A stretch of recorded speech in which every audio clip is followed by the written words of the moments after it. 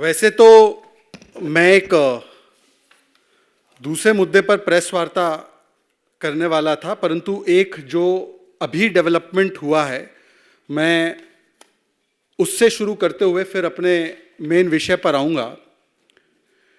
और मित्रों, अभी अभी जो हमने बंगाल में देखा है, मेरे मुख से तो केवल एक ही बात निकल रही है, सत्यमेव जयते।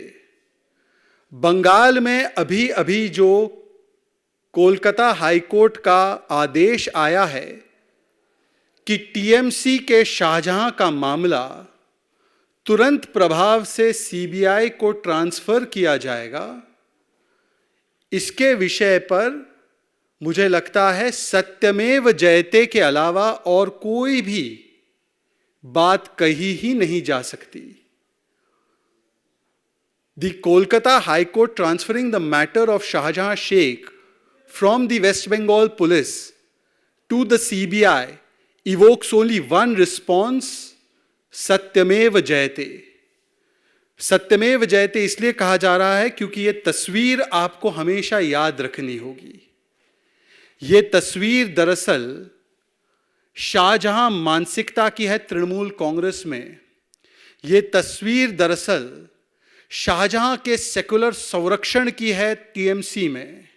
यह तस्वीर दरअसल टीएमसी का मतलब आज तालिबानी मानसिकता और कल्चर कैसे बन चुका है उसको चरितार्थ करता है। और आज इस तस्वीर के ऊपर कोर्ट का एक करारा तमाचा और हथौड़ा पड़ा है, यह दिखाते हुए कि जो सेकुलर संरक्षण पिछले 50 से अधिक दिनों तक शाहजहां को वोट बैंक के नाम पर दिया गया, जिस प्रकार से उसे पहले गिरफ्तार नहीं किया गया, फिर आनन फानन में जब कोर्ट के आदेश आने लगे, पत्रकार बंधुओं ने इस विषय को प्रमुखता से उठाया, एक आध पत्रकार को जेल में ठूस दिया गया, वहां पर फैक्ट फाइंडिंग टीम पहुंची, वहां पर जिस प्रकार से भारतीय जनता पार्टी के कार्यकर्ताओं और नेताओं ने जिस प्रकार से प्रमुखता से संदेश खाली की महिलाओं की बात रखी, तो आनन फानन में ममता बनर्जी ने, जिन्होंने उन्हें विधानसभा में बचाव किया था उनका, अभिषेक बनर्जी जिन्होंने बचाव किया था शाहजहां का, आनन फानन में उन्होंने उनको गिरफ्तार दिखा दिया और पार्टी से निकालने का ढोंग रचा। पर सवाल तो ये था, तुम एक शाहजहां निकालोगे, हर टीएमसी के दफ्तर से शाहजहां निकलेगा। ये एक शाहजहां को तो उन्होंने औपचारिक रूप से केवल फॉर्मेलिटी के लिए निकाल दिया, पर ये कितने शाहजहां को बचाकर संरक्षित करके रखा है, ये तो इस तस्वीर से ही पता चल रहा था। और शाहजहां प्रवृत्ति और शाहजहां मानसिकता जो जमीन हड़पता है, जो हिंदू महिलाओं की आबरू को उतारता है और फिर विक्ट्री साइन दिखाता है, जैसे मुगलई मानसिकता के क्रूर राजा किया करते थे हिंदू महिलाओं का उत्पीड़न करते हुए, ऐसी मानसिकता का बचाव करने वाले आज टीएमसी सरकार पर कानून का हथौड़ा पड़ा है।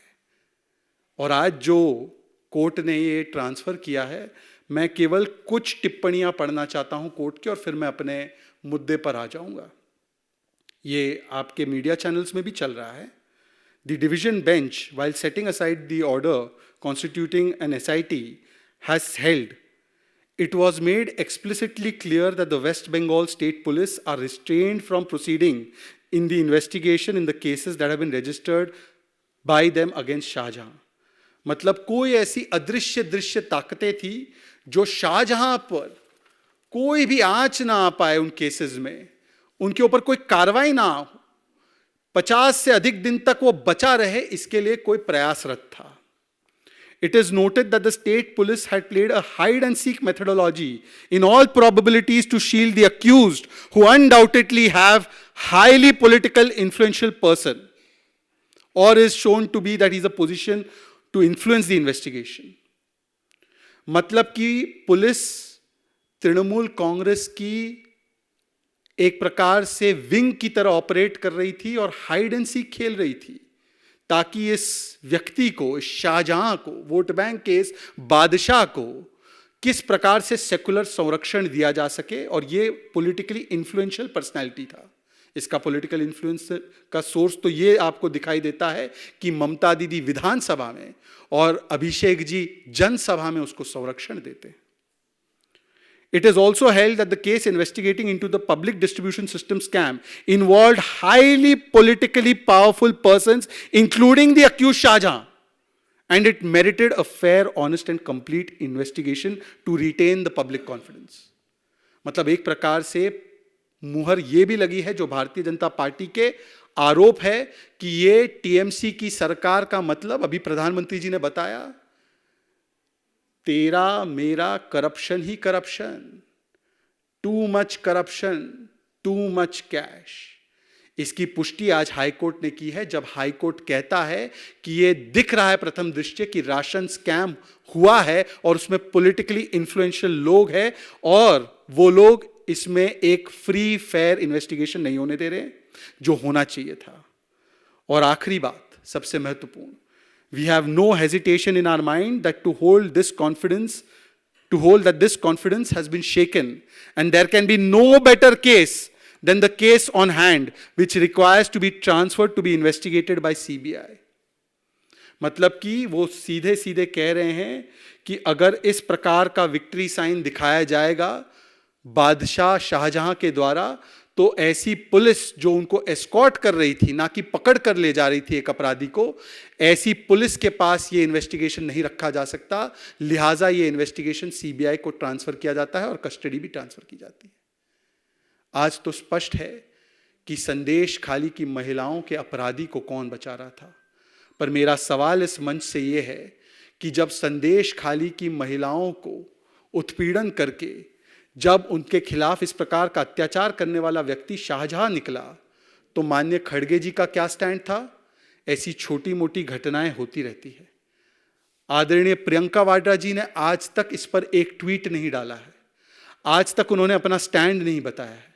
और इसीलिए इस मंच से हम पूछना चाहेंगे कि क्या शाहजहां अगर अपराधी का नाम हो या पश्चिम बंगाल में इस प्रकार के अपराध हो, तो प्रियंका वाड्रा जी आप चुप रह जाएंगे?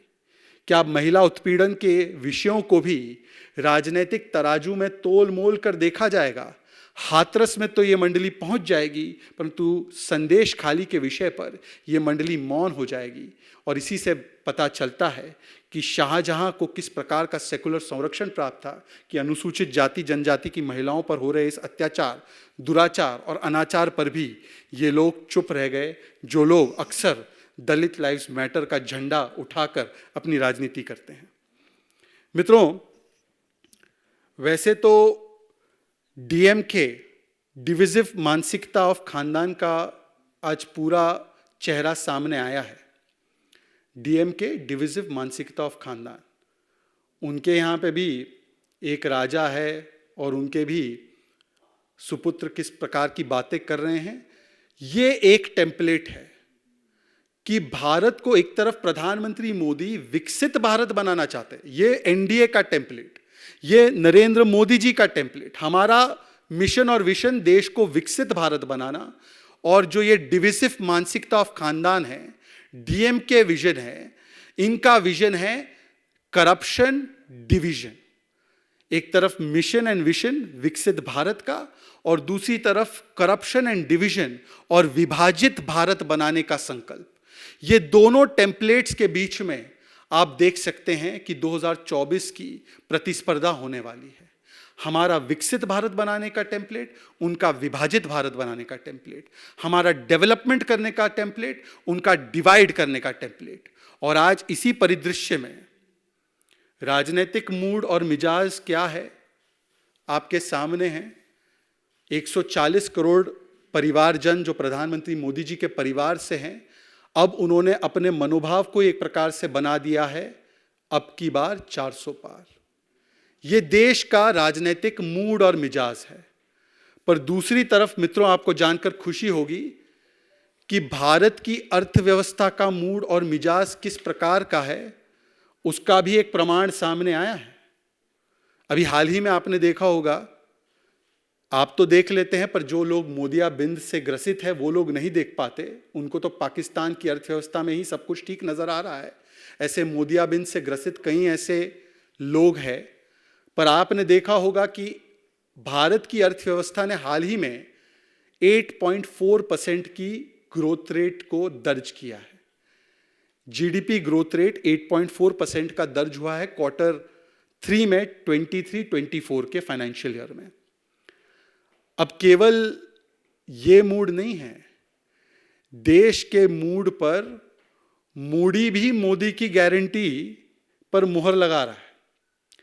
देश की अर्थव्यवस्था के मूड पर मूडी भी मोदी की गारंटी पर इस प्रकार का मुहर लगा रहा है कि जिस ग्रोथ रेट को उन्होंने कुछ समय पहले 6.1 की दर्ज पर बताया था, आज उनके ग्लोबल मैक्रो आउटलुक सर्वे में 24-25 के लिए उसको अपवर्डली रिवाइज करते हुए, उसको ऊपरी तरह से रिवाइज करते हुए वो 6.1 से बढ़ाकर 6.8% ग्रोथ रेट को आज वो लोग मानने को, स्वीकारने को विवश हो चुके हैं। मतलब कि मूडी भी मोदी की गारंटी दे रहा है। ये मूडी जो है क्रेडिट रेटिंग एजेंसी है, बहुत बड़ी और बहुत ही प्रसिद्ध रेटिंग एजेंसी है। मतलब कि मूडी को भी विश्वास है कि अब की बार आएगा तो मोदी, क्योंकि उनके इस पूरे रिपोर्ट में एक वाक्य बड़ा इंपॉर्टेंट है और बड़ा मुझे लगता है कि सूचक है इस पूरे रिपोर्ट के बारे में। मूडीज की रिपोर्ट में कहा गया है that it expects policy continuity after the forthcoming Lok Sabha elections and a continued focus on infrastructure development. मतलब कि मूडी को भी पता है कि जो मोदी जी का 24 से लेकर 29 तक का एजेंडा है वो किस प्रकार से चलने वाला है इंफ्रास्ट्रक्चर की ग्रोथ को लेकर और इकोनॉमिक डेवलपमेंट को लेकर। तो उन्होंने भी विश्वास जताते हुए इस 6.1 को 6.8 कर दिया है ग्रोथ रेट को। मूडी को भी दिख रहा है पर राहुल जी को नजर नहीं आ रहा, और राहुल जी के गुरु रघुराम राजन को भी नजर नहीं आ रहा। ये दोनों गुरु चेला की जो जोड़ी है, ये अद्भुत गुरु चेला की जोड़ी है। ये ऐसे गुरु चेला है कि गुरु बोलता है कि 5% से ज्यादा नहीं बढ़ पाएगी अर्थव्यवस्था, और चेला बोलता है एमआरपी का मतलब मिनिमम रिटेल प्राइस। यह अद्भुत आर्थिक गुरु चेला की जोड़ी है। यह ऐसी जोड़ी आपको कहीं नहीं दिखेगी। मित्रों, आपने देखा होगा कि संडे को भी, इस रविवार को भी कई लोगों ने रिपोर्ट किया कि प्रधानमंत्री नरेंद्र मोदी जी का फोकस देश पर है। इसीलिए चुनावों के नहीं, काउंसिल ऑफ मिनिस्टर्स की बैठक होती है कि देश का आगे का रोड मैप और प्लान और एजेंडा क्या होना चाहिए। आगे के 5 वर्षों में किस प्रकार से देश के लिए एक आर्थिक और आगे का सरकारी सुशासन का ढांचा जो है, खाका जो है, उसको किस प्रकार से खींचना है। और यही तो है ना कि हम लोगों को अपने देश की चिंता है, कुछ लोगों को अपने परिवार की चिंता है। कुछ लोग अपने परिवार में ही देश ढूंढते हैं, जैसे India is Indira, Indira is India, Tejashwi is India, Tej Pratap is India, Akhilesh is India, Sonia कहती है Rahul and Priyanka is India. और हम लोगों को अपने देश में अपना परिवार नजर आता है। यही डिफरेंस है फैमिली फर्स्ट और नेशन फर्स्ट की पॉलिटिक्स में। अभी बार बार सवाल भी पूछा जा रहा है कि कौन है प्रधानमंत्री नरेंद्र मोदी जी का परिवार।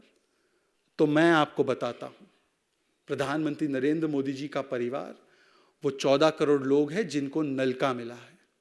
प्रधानमंत्री नरेंद्र मोदी जी का परिवार वो 12 करोड़ लोग हैं जिनको शौचालय मिला है। वो 10 करोड़ उपभोक्ता है जिनको उज्ज्वला योजना के तहत सिलेंडर मिला है। वो 3 करोड़ लोग हैं जिनको सौभाग्य के तहत इलेक्ट्रिसिटी के कनेक्शन मिले हैं। 80 करोड़ लोग हैं जिनको राशन मिला है। 25 करोड़ लोग हैं जो गरीबी से बाहर आए। 3.5 करोड़ लोग हैं जिनको गरीब आवास योजना के तहत आवास मिला है। 12 करोड़ किसान हैं जिनको किसान सम्मान निधि मिली है।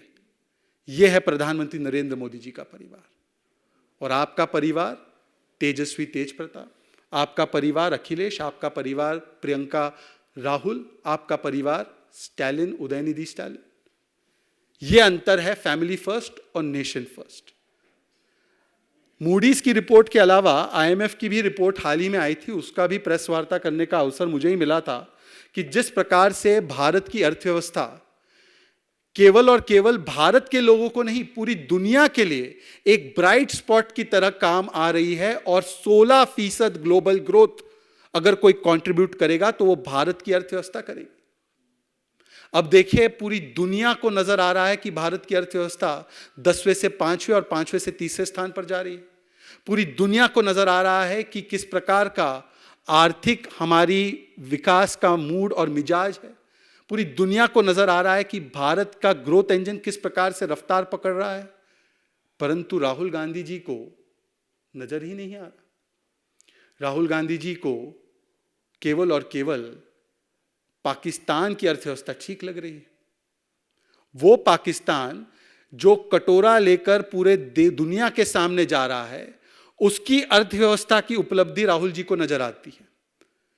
राहुल गांधी जी को जिस पाकिस्तान में एक आटे की बोरी को AK-47 के साथ जाकर सुरक्षा प्रदान करनी पड़ती है, वरना वो आटे की बोरी चुरा ली जाएगी यदि AK-47 के साथ खड़े ना हो, वहां पर उनको आर्थिक स्फूर्ति नजर आ रही है। परंतु राहुल गांधी और उनके गुरु रघुराम राजन को भारत की जो बढ़ती हुई अर्थव्यवस्था है, जिस पर मूडी की एक प्रकार से मुहर लग रही है, IMF की मुहर लग रही है, जिसमें कि संस्थान में काम करते थे मनमोहन सिंह जी, उसमें कुछ नजर नहीं आ रहा। अब क्या कह सकते हैं कि कर्नाटका में तो पाकिस्तान जिंदाबाद के नारे भी लगाते हैं इनके कार्यकर्ता और इनके नेता। फिर इनके नेता BK हरिप्रसाद पाकिस्तान की खुलेआम पैरवी भी करते हैं कि पाकिस्तान हमारा दुश्मन नहीं। और अब राहुल जी को पाकिस्तान की अर्थव्यवस्था में वो सारे गुण नजर आते हैं जो पूरी दुनिया को नजर नहीं आते। और भारत की अर्थव्यवस्था को किस प्रकार से कमतर करके आका जाए, किस प्रकार से भारत की अर्थव्यवस्था को अंडरमाइन किया जाए, इसकी भी आज अगर किसी ने सुपारी ले रखी है तो मुझे लगता है कि राहुल जी उस काम को कर रहे हैं और कांग्रेस पार्टी उसी काम में लगी हुई है। पहले भारत के संस्थानों के विषय में अनर्गल बातें फैलाना, विदेश में जाकर भारत की सेना, भारत के संस्थाएं, भारत के सारे लोकतांत्रिक तरीकों पर, भारत की संस्कृति पर सवाल उठा देना, और उसके बाद भारत की आर्थिक और अर्थव्यवस्था की उपलब्धियों पर भी सवाल उठाने का काम अगर किसी को करना है तो वो राहुल गांधी को करना है। तो वो क्यों करना है, उसका जवाब कर्नाटका से भी मिलता है, क्योंकि BK हरिप्रसाद ने बताया कि पाकिस्तान हमारे लिए कोई दुश्मन नहीं है। पाकिस्तान तो वो देश है जिसके पास मणिशंकर अय्यर जाते हैं और मदद मांगते हैं कि हमें किसी तरीके से मोदी को हटाना है, थोड़ी सी मदद हमारी कर दीजिए। पाकिस्तान वो देश है जब वो सर्जिकल स्ट्राइक पर कोई स्टैंड ले लेता है तो राहुल जी उस स्टैंड को एको करते हैं। जब पाकिस्तान कहता है कि पुलवामा हमने नहीं किया तो राहुल गांधी और उनकी कांग्रेस पार्टी खड़ी हो जाती है और पाकिस्तान के लिए गवाही देने लग जाती है। जब पाकिस्तान 26/11 करता है तो सबसे पहले कांग्रेस के नेता कहते हैं कि 26/11 पाकिस्तान ने नहीं किया, ये तो हिंदुओं की ही की हुई एक आतंकी हमला है, ये इन्होंने किया है। मित्रों, ऐसे मोदी के नफरत से ग्रसित लोगों को शायद नजर नहीं आएगा कि आज ही का NSO का डेटा आया है कि अनएम्प्लॉयमेंट 3.1% पे आ चुकी है। हेडकाउंट रेशियो अगर पॉवर्टी की देखी जाए तो 29% से घटकर आज 11% पर हो चुकी है। UPI ट्रांजैक्शंस रिकॉर्ड हाई पर है। मैन्युफैक्चरिंग 4 महीने के रिकॉर्ड हाई पर है। सर्विसेज 6 महीने के रिकॉर्ड हाई पर है। Domestic air traffic record high पर है। 8 कोर इंडस्ट्रीज का ग्रोथ रेट आज जिस प्रकार से बढ़ा है, इंडस्ट्रियल प्रोडक्शन आज जिस प्रकार से बढ़ रहा है, ओवरऑल एक्सपोर्ट्स जिस प्रकार से बढ़ रहे हैं, रिटेल इन्फ्लेशन तीन चुनौतियों के बावजूद 5.1 पर है। GST कलेक्शंस हर महीने में रिकॉर्ड तोड़ रहा है, और जो real monthly per capita consumption है वो भी किस प्रकार से बढ़ा है। ये सारे आंकड़े मैं आपको भिजवा दूंगा, पर ये आंकड़े सारे तथ्यात्मक रूप में डॉक्यूमेंटेड आंकड़े हैं। परंतु फिर भी कुछ लोग ऐसे हैं कि मोदी विरोध में अब भारत की अर्थव्यवस्था के बारे में भी झूठ फैलाना ये उनका एजेंडा बन चुका है। और इसके पीछे क्या कारण है, आपको कर्नाटका से इसका आंसर मिल ही रहा है। मित्रों, एक और मुद्दा, क्योंकि मैंने शुरुआत महिलाओं के मुद्दों से की थी, संदेश खाली में जो विवशतापूर्ण प्रियंका वाड्रा जी चुप है, प्रियंका जी से एक और सवाल है। आज झारखंड की भूमि से एक और बार दिल को दहलाने वाली खबर सामने आई है। मित्रों, कुछ दिन पहले आप लोगों को शायद पता होगा कि एक विदेशी सैलानी के साथ जो बर्बरता के साथ सामूहिक बलात्कार हुआ दुमका में, ये देश को शर्मसार करने वाली घटना।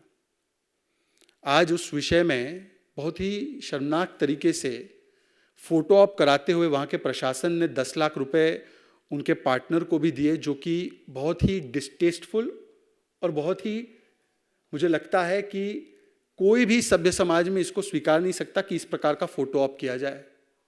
न्याय दिलाने के बदले आप 10 लाख कॉम्पनसेशन दे रहे हैं और उसका फोटो ऑप करवा रहे हैं।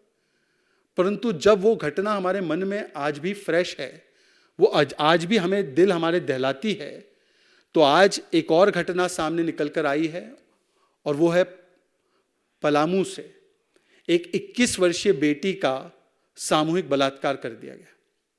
और उसमें भी जहां तक मेरी लेटेस्ट जानकारी है, सारे अपराधी पकड़े नहीं गए। मैं झारखंड की सरकार से पूछना चाहता हूं, कांग्रेस पार्टी की और जेएमएम की मिलीजुली सरकार, उनसे पूछना चाहता हूं कि क्या आपकी प्राथमिकता बेटी बचाओ है या आपकी प्राथमिकता केवल सत्ता बचाओ, माफिया बचाओ और भ्रष्टाचारी बचाओ है? ये जब प्राथमिकता बदल जाती है तब ये संदेश खाली से लेकर झारखंड तक इस प्रकार की घटनाएं होती हैं। और प्रियंका जी, मेरा आपसे फिर से एक बार अनुरोध है कि क्या राजनैतिक सहूलियत के हिसाब से आप निकलती हैं क्या महिला उत्पीड़न के विषयों को उठाने के लिए?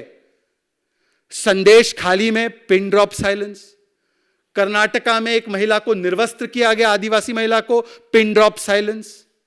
झारखंड में जो बेटियों के साथ दुमका से लेकर पलामू में हो रहा है, pin drop silence.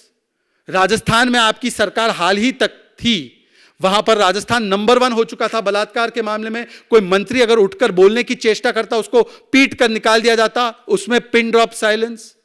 Shanti Dhariwal जैसे लोगों को टिकट दिया, वहां पर पिन ड्रॉप साइलेंस। तो ये पिन ड्रॉप साइलेंस कब तक चलेगा?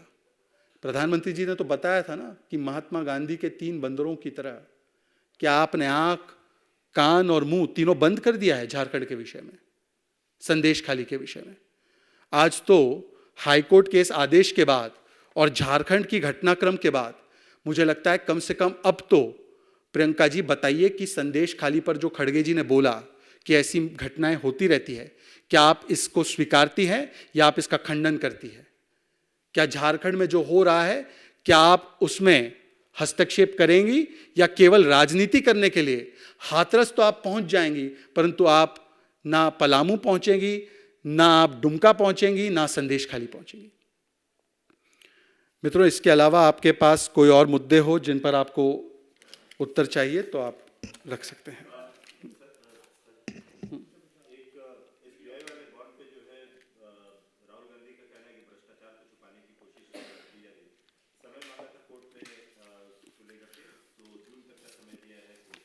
देखिए, राहुल गांधी जी भ्रष्टाचार के विषय पर लेक्चर दे तो मतलब वो, हमारे अंग्रेजी में कहावत है सेटन प्रीचिंग द स्क्रिप्चर्स, ये शायद वो समझ भी पाएंगे, या शैतान जो है वो कुरान का पाठ पढ़ा है, ये भी समझ पाएंगे। तो उनको बोलिए कि उनके बगल में लालू एक जगह बैठे हैं जिनसे वो गलवैया परसों कर रहे थे रैली में, वो 4 बार कन्विक्टेड है। उनके दूसरे बगल में डीएमके के नेता पौनमुड़ी बैठते हैं, वो भी 1 बार कन्विक्टेड है। वो खुद बेल पर है, उनकी माताजी बेल पर है, उनके परिवार में कई सारे सदस्य भी बेल पर है। तो मुझे लगता है जो जेलधारी और बेलधारी है वो भ्रष्टाचार पर ज्ञान देने लगे तो बड़ा अद्भुत लगता है। और यदि इन विषयों पर उनका इतना कठोर स्टैंड था तो उनसे देख लेना चाहिए और पूछ लेना चाहिए कि इलेक्टोरल बॉन्ड से तो उन्होंने भी तो फंडिंग ली है, तो मुझे लगता है कि उन्होंने क्यों ली, ये इसका जवाब दे दे।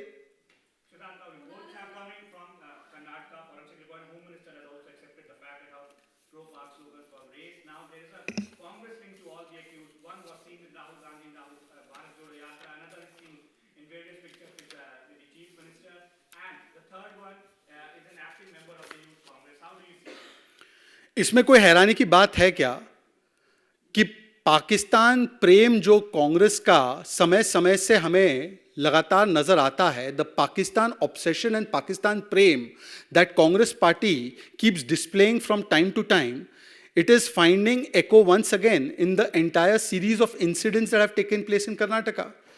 And understand the chronology. Chronology को समझिए, संयोग है या सोचा समझा प्रयोग है? First, नासिर साहब चुनकर आते हैं। नासिर साहब के शान में कुछ लोग नारे लगाते हैं। वो नारे पाकिस्तान जिंदाबाद के नारे लगते हैं। कांग्रेस पार्टी और उनका एको चेंबर इसको डिनाई करता है। सच आज सामने आ चुका है, एविडेंस सब तरीके के आ चुके हैं। यहां तक कि कर्नाटका के गृह मंत्री ने भी माना है कि पाकिस्तान जिंदाबाद के नारे लगे। उसके बाद अगर कोई भी थोड़ा सा भी डाउट या शंका थी तो बीके हरिप्रसाद, जो कि ऑफिशियल है, कांग्रेस पार्टी के बड़े नेता है, राहुल जी के करीबी है, वो आकर कहते हैं कि ये भाजपाइयों के दुश्मन हो सकते हैं पाकिस्तान, हमारे दुश्मन नहीं, हमारे मधुर संबंध हैं इनके साथ। We have very cordial relations with Pakistan. और उसके तो प्रमाण आपको मैंने गिनाई, कभी मांगना समर्थन कि मोदी को हटाना है, कभी 370 पर, कभी सर्जिकल स्ट्राइक पर, पुलवामा पर उनके स्टैंड को एको करना, उनको अंतर्राष्ट्रीय मंच पर आतंकवाद से छूटने के लिए एलिबाइज देना, ये सारा लगातार कांग्रेस का हाथ पाकिस्तान के साथ ये तो चलता ही रहा है। परंतु जो आज सामने निकल कर आया उसके बाद घटनाक्रम होता है कि ये अपीजमेंट पॉलिटिक्स में एक ब्लास्ट होता है। एक ब्लास्ट होता है बेंगलुरु में, और अपीजमेंट पॉलिटिक्स की इस प्रकार की पराकाष्ठा हम देखते हैं कि तुरंत प्रभाव से सरकार के जिम्मेदार लोग उसको कभी बोलते हैं कुकर ब्लास्ट, कभी राइवलरी का पूरा उसको एक देने की कोशिश करते हैं, रुख देने की कोशिश करते हैं, और उसमें भी पता चलता है कि इसके तार आतंक से जुड़ते हैं। अब इसमें सोचने की कोशिश कीजिए कि जो सिलसिला पाकिस्तान जिंदाबाद से शुरू होता है वो अंत होता है कि जब एक आतंकी हमला होता है। जब भी कोई आतंकी हमला होता है तो पाकिस्तान को क्लीन चिट देने के लिए या इस प्रकार के हमलों को क्लीन चिट देने के लिए कांग्रेस पार्टी सबसे ज्यादा प्रमुख तरीके से खड़ी हो जाती है। और अब तो जिन लोगों ने नारे लगवाए, जो कंफर्म्ड है, वो राहुल गांधी की, नासिर हुसैन की और बाकी कांग्रेस के नेताओं की जो मीडिया चैनल दिखा रहे हैं उनकी संगत में है। तो ये सब कुछ संयोग नहीं, ये सोचा समझा वोट बैंक का प्रयोग है। और मोहित जी इसको इस तरीके से समझिए, दरअसल ये इंडी गठबंधन का ही चरित्र है। एक ने चाइना के फ्लैग को दिखा दिया अपने अखबार के एडिटोरियल में, एक जो है आज ही ए राजा का बयान जो हमारे सामने आया है कि वो कह रहे हैं कि भारत को विभाजित हो जाना चाहिए, भारत विभाजन वाला देश है। वो कह रहे हैं कि भारत माता की जय नहीं बोलेंगे, प्रभु श्री राम के विषय में भी टिप्पणियां करना, डिवाइड की बात करना, ये कर्नाटका के कांग्रेस नेता ने भी की है। फिर किस प्रकार से कोई और प्रभु श्री राम को लेकर टिप्पणी करता है।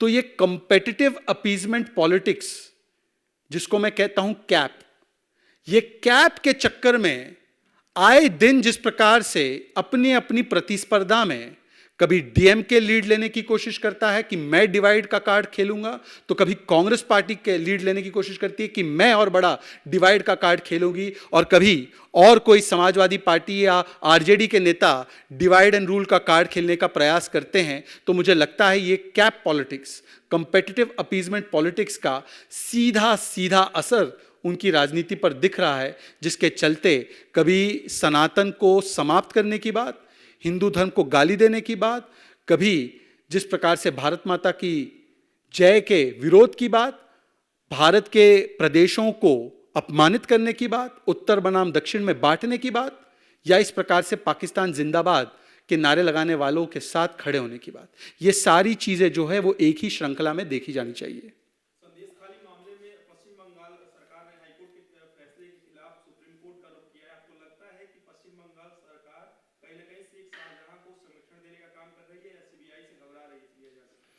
देखिए, संदेश खाली में ऐसा कौन सा सत्य है ममता दीदी, तृणमूल कांग्रेस, जो बाहर आ जाएगा तो पता चल जाएगा कि ये मां माटी मानुष नहीं, ये बम ब्लास्ट और बलात्कारी बचाव की सरकार है। आज जिस प्रकार से ममता दीदी और तृणमूल कांग्रेस हिंदू महिलाओं के अपराधी को अब भी सेकुलर संरक्षण देने की चेष्टा कर रहे हैं, इससे बात साफ जाहिर है कि शाहजहां को आपने केवल और केवल हुस्न अफरोजी के लिए, जिसको बोलते हैं कॉस्मेटिकली, आपने पार्टी से सस्पेंड तो कर दिया है, परंतु शाहजहां प्रवृत्ति को आप सस्पेंड नहीं कर पाए हो। और उनकी पार्टी में एक नहीं अनेकों शाहजहां हैं, और इसीलिए इस शाहजहां को भी बचाने का पूरा प्रयास किया जा रहा है। यह इस बात का प्रमाण है।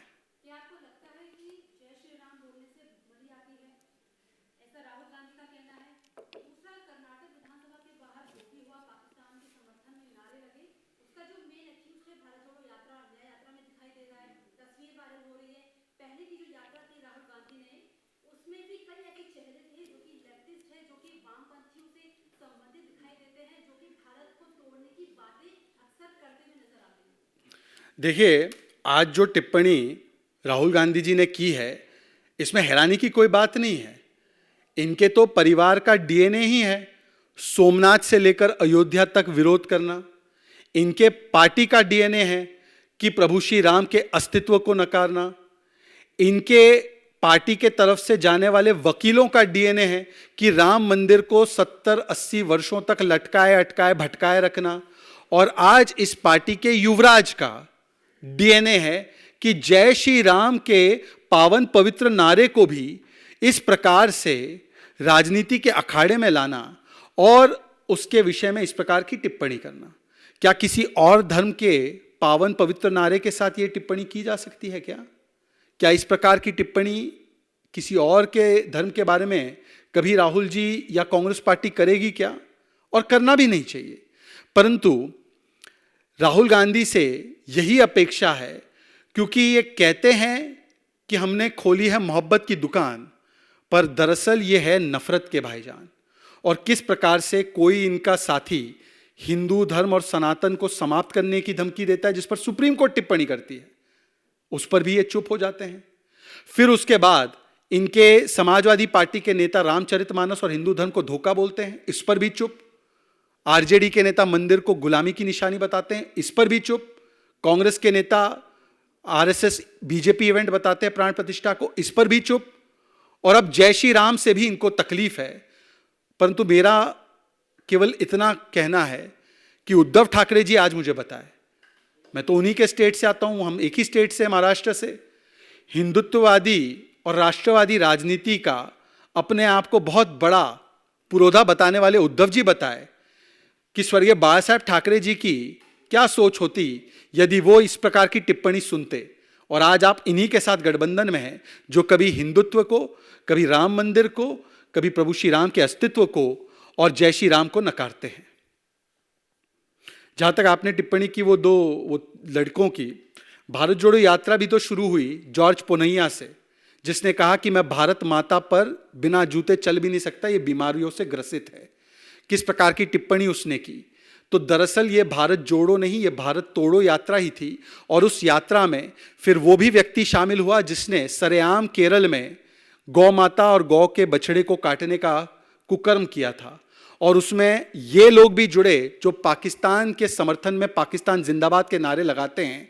तो किस प्रकार से ये भारत जोड़ो यात्रा कम और वोट बैंक जोड़ो यात्रा ज़्यादा मालूम होती है। और वही बड़ी कैप कंपेटिटिव अपीजमेंट पॉलिटिक्स पहनने के चक्कर में इस प्रकार के लोगों का साथ भी लेना इनको मंजूर है। इसलिए ये मोहब्बत की दुकान नहीं, ये नफरत के भाईजान है।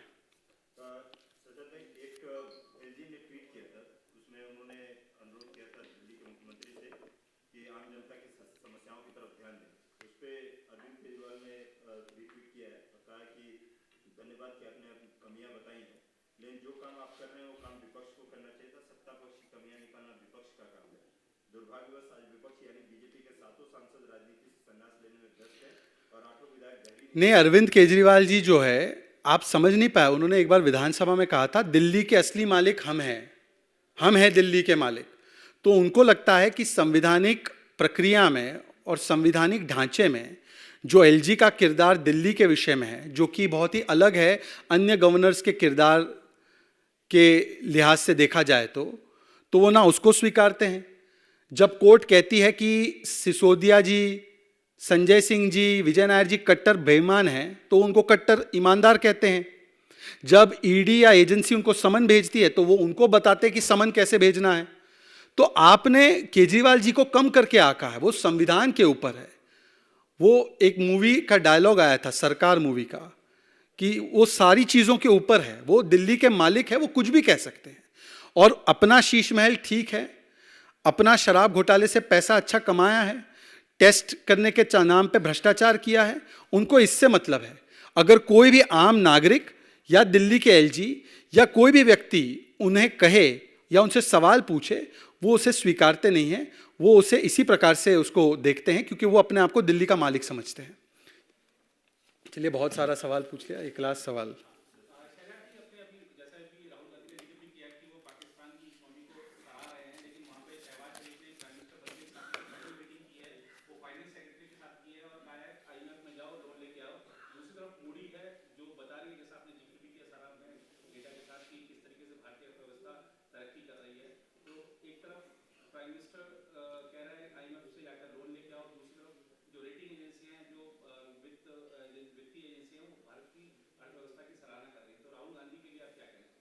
देखिए, मैं तो केवल इतना कहूँगा कि मोदी विरोध करते करते आज वो विरोध इस स्तर पर पहुँच चुका है कि भारत की आर्थिक उपलब्धि, जो दरअसल भारत के 140 करोड़ लोगों की उपलब्धि है, भारत के मेहनतकश लोगों की उपलब्धि है, उसको भी नकारने का अगर काम और पाप राहुल गांधी करना चाहते हैं, केवल राजनीतिक द्वेष की भावना से ग्रसित होकर, और उन्हें पाकिस्तान का रोल ना आतंकवाद में नज़र आता है, पाकिस्तान जिंदाबाद भी लगता है, और पाकिस्तान की अर्थव्यवस्था भी प्रशंसीय लगती है, तो मुझे लगता है आजकल तो उनको वायनाड से चुनाव लड़ने के लिए मना भी किया है लेफ्ट वालों ने। तो मुझे लगता है कि ठीक है, एक बार इमरान खान ने शायद नवजोत सिंह सिद्धू के लिए कहा था कि आप भारत में कहीं से जीत पाए ना जीत पाए, इस्लामाबाद से जरूर लड़ लीजिएगा, आप वहाँ से जीतोगे। तो राहुल गांधी जी को भी शायद इस प्रकार की सलाह कोई दे दे जल्दी से, तो मुझे इसमें हैरानी नहीं होगी। ये मेरी तरफ से नहीं है, जिस प्रकार का घटनाक्रम चल रहा है मुझे लगता है कि वहाँ से भी उनको इस प्रकार का ऑफर आ सकता है।